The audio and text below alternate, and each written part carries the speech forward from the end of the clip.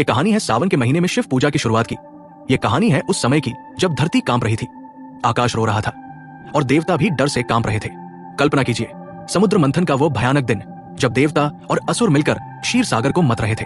मंदराचल पर्वत को मथानी बनाया गया था, वासुकी नाग को रस्सी, लेकिन जो निकला वो था हलाहल, वो था कालकूट, वो था ऐसा विष जो पूरी सृष्टि को नष्ट कर सकता था। पूरा ब्रह्मांड कांप गया। ये विष इतना भयानक था कि इसकी एक बूंद से तीनों लोग जलकर राख हो सकते थे। देवता घबरा गए, असुर भाग गए और इंद्र तक की आंखों में आंसू आ गए। ब्रह्मा जी की आवाज कांप रही थी जब वे बोले, हे प्रभु, ये विष तो पूरी सृष्टि को नष्ट कर देगा, इसका क्या करेंगे? विष्णु भगवान भी चिंतित थे। उन्होंने कहा, इस विष को कोई नहीं पी सकता, ये तो मृत्यु का साक्षात रूप है। लेकिन तभी एक आवाज गूंजी, गहरी, शांत लेकिन दृढ़, मैं पी लूंगा। सभी की नजरें उस ओर मुड़ी जहां खड़े थे। महादेव, भोलेनाथ, नीलकंठ। शिव जी के इस निर्णय को सुनकर पार्वती जी का दिल दहल गया।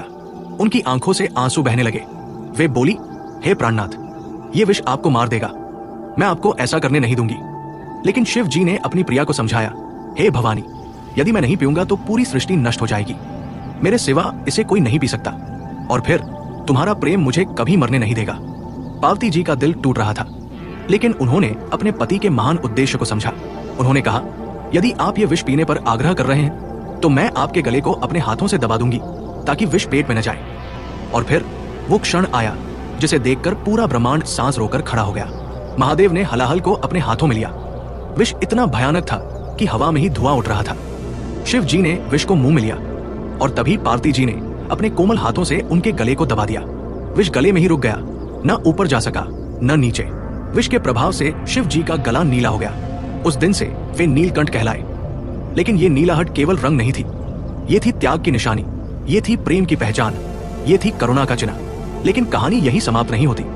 विष के प्रभाव से महादेव का शरीर जलने लगा।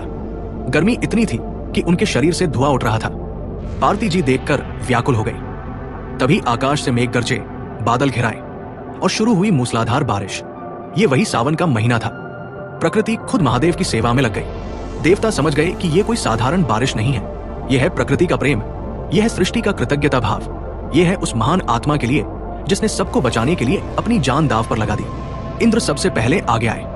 उन्होंने कहा, हे महादेव, आपने हमारी रक्षा की है, अब हमारा कर्तव्य है कि हम आपकी सेवा करें। सभी देवताओं ने मिलकर शिव जी का अभिषेक किया। गंगा जी का पवित्र जल, दूध, दही, शहद, घी सब कुछ शिव जी के ऊपर डाला गया। बेलपत्र चढ़ाए गए, धतूरा अर्पित किया गया। ब्रह्मा जी ने कहा, हे महादेव, आज से हर सावन में आपकी इसी तरह पूजा होगी। यह आपके महान बलिदान की स्मृति में होगी। वो दिन सोमवार का था। चंद्रमा शिव जी के मस्तक पर विराजमान थे और उनकी शीतलता से महादेव को राहत मिल रही थी। तभी से सावन के सोमवार को विशेष महत्व दिया गया। चंद्रमा ने कहा, हे प्रभु, मैं हमेशा आपके मस्तक पर रहूंगा और आपको शीतलता प्रदान करूंगा, और हर सावन में भक्त मुझे देखकर आपकी पूजा करेंगे। गंगा जी ने भी वचन दिया, हे नाथ, मैं आपकी जटाओं में बहती रहूंगी और हर सावन में मेरे पवित्र जल से आपका अभिषेक होगा। लेकिन सबसे पहला और सबसे कठिन व्रत माता पार्वती ने रखा। उन्होंने संकल्प लिया कि जब तक महादेव का शरीर सामान्य नहीं हो जाता वे अन्न जल नहीं लेंगी। पूरे सावन महीने माता पार्वती ने निर्जला व्रत रखा। वे दिन रात शिव जी की सेवा में लगी रही। उनका यह व्रत इतना पवित्र था कि देवता भी आश्चर्यचकित हो गए। ब्रह्मा जी ने कहा, हे देवी, आपका यह व्रत सच्चे प्रेम का प्रमाण है। आज से हर सावन में स्त्रियां आपकी तरफ व्रत रखेंगी और अपने पतियों की लंबी आयु की कामना करेंगी। विष पीने के बाद महादेव के गले में जो जलन हो रही थी वो असहनीय थी। तभी नाग देवता आए। वासुकी नाग ने कहा, हे प्रभु, आपने हमारे कुल के वासुकी को समुद्र मंथन में उपयोग होने दिया। अब हमारा कर्तव्य है कि हम आपकी सेवा करें। सभी नाग देवताओं ने मिलकर शिव जी के गले में अपनी शीतलता से उन्हें राहत दी। तभी से शिव जी के गले में नाग विराजमान है। शेषनाग ने कहा, हे महादेव, हर सावन में नाग पंचमी के दिन लोग हमारी भी पूजा करेंगे। ये आपके साथ हमारे संबंध की याद में होगी। महादेव के इस महान बलिदान को देखकर उनकी आंखों से आंसू बहे, लेकिन ये आंसू दुख के नहीं बल्कि करुणा के थे, संसार के लिए प्रेम के थे। जहां जहां ये आंसू गिरे वहां वहां रुद्राक्ष के वृक्ष उगाए।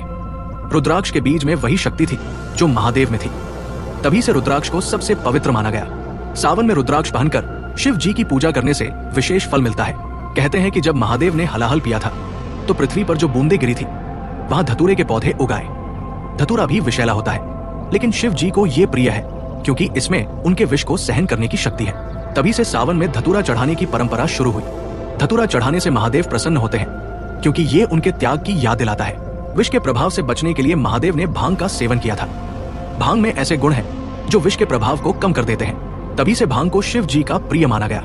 सावन में भांग का प्रसाद चढ़ाने से महादेव की विशेष कृपा मिलती है, लेकिन ये केवल धार्मिक भावना से किया जाना चाहिए, न कि मनोरंजन के लिए। विष के कारण महादेव के शरीर में जो जलन हो रही थी, उसे शांत करने के लिए निरंतर जल अभिषेक किया जा रहा था। ये जल केवल पानी नहीं था, बल्कि भक्ति का प्रतीक था, सेवा का भाव था, प्रेम की धारा थी। तभी से सावन में जल अभिषेक की परंपरा शुरू हुई। जल अभिषेक करते समय ये भावना होनी चाहिए कि हम महादेव के शरीर की जलन को शांत कर रहे हैं। गंगा जी के पवित्र जल से अभिषेक करने के लिए देवता दूर दूर से जल लेकर आए थे। उन्होंने कांवड़ में गंगा जल भरा और महादेव के अभिषेक के लिए लाए। ये पहली कांवड़ यात्रा थी। तभी से सावन में भक्त कांवड़ में गंगा जल भरकर शिव जी के अभिषेक के लिए लाते हैं। ये यात्रा केवल धार्मिक क्रिया नहीं है, बल्कि उस महान बलिदान की याद में की जाती है। जब देवता महादेव की सेवा कर रहे थे तो गंधर्वों ने मधुर संगीत गाया। ये संगीत इतना मधुर था कि महादेव को शांति मिली। इस संगीत में शिव जी के गुणों का वर्णन था, उनके त्याग की प्रशंसा थी। तभी से सावन में भजन कीर्तन की परंपरा शुरू हुई। बोल बम के नारे भी इसी समय शुरू हुए। ये नारा महादेव के साहस और त्याग को याद करता है। सावन में महादेव की पूजा देखकर सती अनुसुईया ने भी व्रत रखा। उन्होंने कहा, हे प्रभु, आपका ये बलिदान अतुलनीय है, मैं भी आपके लिए व्रत रखती हूँ। अनुसुईया जी का व्रत इतना पवित्र था कि त्रिदेव भी प्रभावित हुए। उन्होंने अनुसुईया को वरदान दिया कि जो भी स्त्री सावन में सच्चे मन से व्रत रखेगी, उसे सुखी गृहस्थी मिलेगी। सप्तर्षियों ने भी महादेव के सामने प्रार्थना की। उन्होंने कहा, हे महादेव, आपका ये कार्य धर्म की रक्षा के लिए है, हम भी आपकी सेवा में सहयोग करना चाहते हैं। सप्तर्षियों ने मिलकर महादेव के लिए यज्ञ किया। इस यज्ञ से जो धुआं निकला, उसमें औषधीय गुण थे जो विष के प्रभाव को कम करते थे। तभी से सावन में धूप दीप जलाने की परंपरा शुरू हुई। सावन के महीने में प्रकृति भी महादेव की सेवा में लग गई। वृक्षों ने अपने पत्ते गिराए ताकि महादेव को छाया मिल सके। नदियां तेज गति से बहने लगी ताकि अभिषेक के लिए पर्याप्त जल मिल सके। फूलों ने अपनी सुगंध बढ़ा दी। हवा मंद मंद बहने लगी। सूरज की किरणें कोमल हो गई। ये सब महादेव के आराम के लिए था। इस घटना के बाद कई तीर्थ स्थान बने। जहां जहां महादेव के विष की बूंदें गिरी थी, वहां वहां शिव मंदिर बनाए गए। सावन में इन तीर्थों की विशेष महिमा होती है। काशी विश्वनाथ, सोमनाथ, मल्लिकार्जुन, महाकालेश्वर, ये सभी तीर्थ इसी घटना से जुड़े हैं। सावन में इन तीर्थों की यात्रा करना विशेष फलदायी माना जाता है। देवताओं ने महादेव की पूजा के लिए षोडशोपचार 16 प्रकार की पूजा की। इसमें आवाहन, आसन, पाद्य, अर्घ्य, स्नान, वस्त्र, यज्ञोपवीत, गंध, पुष्प, धूप, दीप, नैवेद्य, आचमन, तांबूल, आरती और विसर्जन शामिल था। ये पूजा विधि आज भी सावन में की जाती है। ये केवल रस्म नहीं है, बल्कि उस महान पूजा की याद में की जाती है जो देवताओं ने की थी। विष के प्रभाव को कम करने के लिए देवताओं ने मिलकर ओम नमः शिवाय का जाप किया। इस मंत्र में इतनी शक्ति थी कि विष का प्रभाव धीरे धीरे कम होने लगा। तभी से सावन में ओम नमः शिवाय का जाप विशेष महत्व रखता है। इस मंत्र के जाप से भक्त को वही शक्ति मिलती है जो महादेव में है। इस घटना के बाद ब्रह्मा जी ने रुद्राष्टक की रचना की। इसमें महादेव के उस महान बलिदान का वर्णन है। सावन में रुद्राष्टक का पाठ करना अत्यंत शुभ माना जाता है। नमामिश्मीशान निर्वाण रूपण विभुन व्यापक ब्रह्म वेद स्वरूपम। ये श्लोक उसी समय की याद दिलाता है जब महादेव ने सबकी रक्षा के लिए विष पिया था। इस घटना के बाद सच्ची भक्ति की शुरुआत हुई। नारद जी ने इस घटना का संदेश पूरे लोकों में फैलाया। उन्होंने कहा, हे लोगों, महादेव ने हमारी रक्षा के लिए विष पिया है। अब हमारा कर्तव्य है कि हम उनकी सेवा करें। इस संदेश से सभी लोग प्रभावित हुए। मनुष्य लोक से लेकर देवलोक तक सभी जगह सावन में शिव पूजा की परंपरा शुरू हुई। सावन में महिलाओं का व्रत और पूजा का विशेष महत्व है। ये केवल पति की लंबी आयु के लिए नहीं है, बल्कि उस त्याग भावना के लिए है जो माता पार्वती ने दिखाई थी। ये कहानी युवाओं के लिए भी बहुत महत्वपूर्ण है। महादेव ने अपनी युवावस्था में इतना बड़ा बलिदान दिया था। इससे ये संदेश मिलता है कि युवाओं को भी समाज की भलाई के लिए आगे आना चाहिए। सावन में युवा कांवड़ यात्रा करके इस संदेश को आगे बढ़ाते हैं। ये यात्रा केवल धार्मिक क्रिया नहीं है, बल्कि सेवा भावना का प्रदर्शन है। मेरे तो याद रखिए, ये जल उनके उस जलते हुए गले को शांति देने के लिए है। जब आप बेल पत्र चढ़ाते हैं तो याद रखिए, ये उनके उस त्याग के लिए है जो उन्होंने हमारे लिए किया था। और जब आप हर हर महादेव का जयकार करते हैं तो याद रखिए, ये केवल एक नारा नहीं है, यह है उस महान आत्मा के प्रति आपका प्रेम। यह है उस नीलकंठ के प्रति आपकी श्रद्धा, जिसने संसार को बचाने के लिए अपना सब कुछ दांव पर लगा दिया था।